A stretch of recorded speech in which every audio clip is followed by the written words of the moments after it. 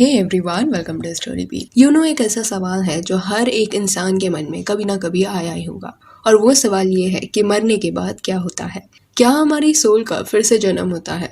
इस rebirth process को री इनकारनेशन बोला जाता है। एंड ज्यादा दूर नहीं जाते, हमारे ही देश में एक ऐसा सिलसिला हुआ है एक लेडी के साथ, जिसके बारे में ये बोला गया दैट उसका रीबर्थ यानी कि पुनर्जन्म हुआ है। इस चीज के प्रूफ्स इतने ज्यादा तगड़े थे कि फॉरेन के भी रिसर्चर्स इंडिया में आके इस पर रिसर्च करने लगे थे। हमारे बापू यानी कि महात्मा गांधी जी तक भी ये बात पहुंची। तो कौन थी वो लेडी, चलिए जानते हैं।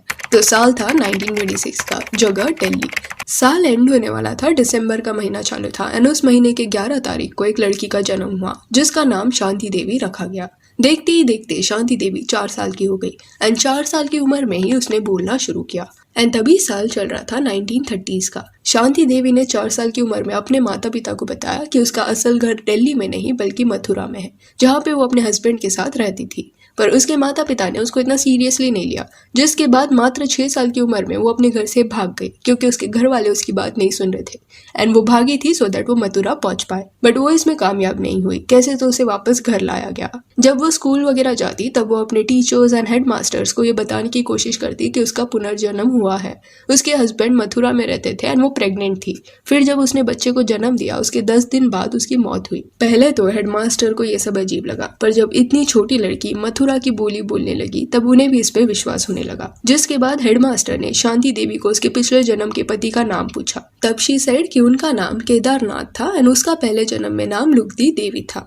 इसके बाद हेडमास्टर ने मथुरा में ऐसे एक आदमी को ढूंढने की कोशिश की जिसने अपनी पत्नी को खोया है after she delivered her baby. तभी गॉट टू नो कि केदारनाथ करके एक मर्चेंट है जिसकी बीवी मर गई थी एंड उसकी वाइफ का नाम लुगदी देवी था। सारे डॉट्स कनेक्ट हो रहे थे और ये सिर्फ इत्तेफाक नहीं हो सकता था। हेडमास्टर को शांति देवी पे भरोसा होने लगा था। इस वजह से हेडमास्टर ने ये सारी चीजें केदारनाथ को बताने की कोशिश की, जिसके बाद केदारनाथ भी दिल्ली आने के लिए मान गए। पर केदारनाथ को इसके पहले एक टेस्ट करना था। उनका ये कहना था कि अगर शांति देवी एक्चुअल में लुगदी देवी है तो वो मुझे देखते ही पहचान जाएगी, तो उसे बताना मत कि मैं आ रहा हूँ, इंस्टेड उसे ये बताना कि मेरा भाई यानी कि केदारनाथ का भाई उससे मिलने आ रहा है। It was like they just wanted to see कि शांति का रिएक्शन क्या होगा। तो हेडमास्टर ने शांति देवी को बताया कि उसके पिछले जन्म के पति के भाई उससे मिलने आ रहे हैं। देन वो दिन आया जब Kedarnath arrived in Delhi with his son. फिर वो शांति देवी के घर गए, बट शांति देवी ने जैसे ही केदारनाथ को देखा शी सेड कि ये केदारनाथ के भाई नहीं बल्कि केदारनाथ जी ही है। एंड उसने अपने बच्चे को भी पहचाना। कई घंटों तक केदारनाथ ने शांति देवी से बात की एंड इस कॉन्वर्सेशन के दौरान शांति देवी ने लुगदी देवी एंड उसके पति केदारनाथ के बीच में जो जो बातें हुई थी ना,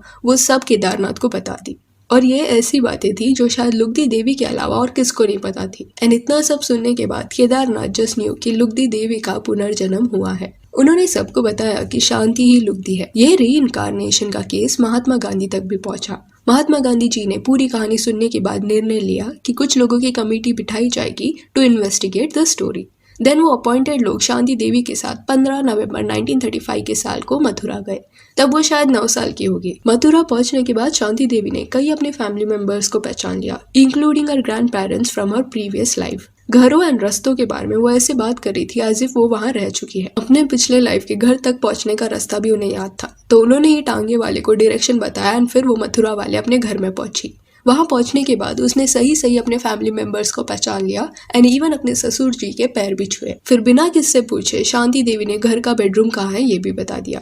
फिर कई ऐसे वर्ड्स शांति देवी के सामने यूज किए गए जिसके बारे में बाहर के लोग नहीं जानते थे, क्योंकि जनरली उनके ही घर में ये सब यूज होता था। शांति देवी को मथुरा के घर में कौन से वर्ड्स यूज किए जा रहे हैं वो सारे वर्ड्स का मतलब समझ आ गया था। कुछ समय शांति देवी के साथ बिताने के बाद इन्वेस्टिगेशन के बेसिस पे एक रिपोर्ट बनाई गई जो 1936 में पब्लिश की गई एंड इसमें ये कंक्लूजन लिखा गया कि Shanti Devi Indeed is the री इनकारनेशन ऑफ लुगदी देवी, यानी कि पुनर्जन्म हुआ है। पर ऐसे भी कुछ लोग थे जो पुनर्जन्म की ये थियोरी पे विश्वास नहीं कर रहे थे। बालचंद नाहता करके एक पर्सन थे जिन्होंने अपनी रिपोर्ट में ये सारे दावों को बेसलेस बताया, but this argument was disputed by Indrasen, a devotee of sir Aurobindo. लोगों के रिपोर्ट्स में चाहे कुछ भी क्यों ना लिखा हो, शांति देवी ने हमेशा यही कहा कि वो सच बोल रही है एंड इसी वजह से उन्होंने कभी शादी भी नहीं की। उसके बाद कई फॉरेन से भी लोग आए शांति देवी को इंटरव्यू करने के लिए। 1987 तक इस पर रिसर्च कंटिन्यू रहा। दिसंबर 1987 के 23 तारीख को शांति देवी ने उनकी जिंदगी का आखिरी इंटरव्यू दिया।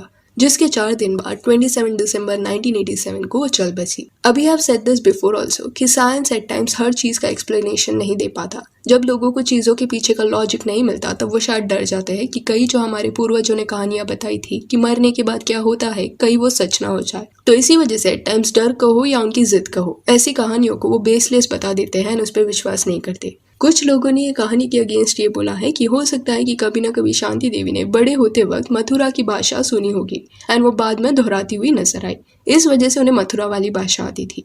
पर ये सब बातों को कई लोगों ने अपोज किया है क्योंकि शांति देवी एक काफी क्लियर माइंडेड इंसान थी। उन्हें पता था कि वो क्या बोल रही है एंड 4 साल की उम्र से अपनी लाइफ के एंड तक यानी कि 61 ईयर्स तक वो अपनी पुनर्जन्म की थियोरी पे डटी रही। सोचो उन्होंने शादी तक नहीं की बिकॉज उनके हिसाब से वो पिछले जन्म में ऑलरेडी मैरिड थी एंड उन्हें सब याद था, तो वो फिर से शादी कैसे करे। आई थिंक सब चीज़ों के पीछे लॉजिक नहीं ढूंढना जा सकता। एट टाइम्स कुछ चीज़ें ऐसी हो भी जाती है जो शायद इंसान कभी समझ नहीं पाएगा। So yeah, that's it. Do let me know what are your thoughts on पुनर्जन्म and if you want you can follow us on Instagram जिसका लिंक आपको डिस्क्रिप्शन में मिल जाएगा। और ये वीडियो अच्छी लगी हो तो लाइक एंड शेयर करें और ऐसे और अपडेट्स के लिए चैनल को प्लीज़ सब्सक्राइब करें। Thank you.